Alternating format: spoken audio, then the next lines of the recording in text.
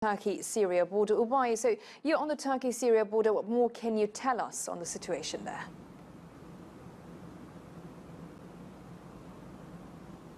Well, the death toll continues to rise in a tragic turn of events as dozens of families were killed after they were trying to seek refuge after being forcibly displaced from their homes. Tragically, dozens were killed as two five-story buildings exploded, burying many under the rubble, as you mentioned, including 17 children.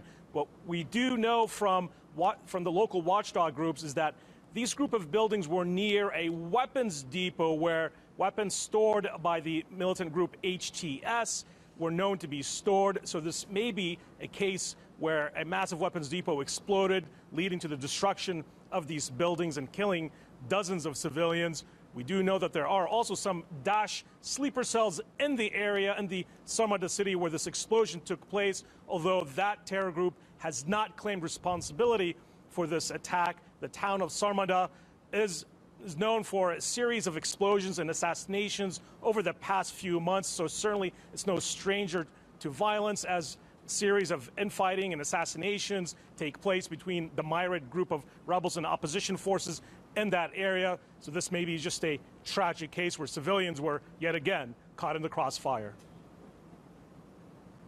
Well, there are many civilians stuck there, Oubai, in Idlib. Is the international community doing enough to get them out?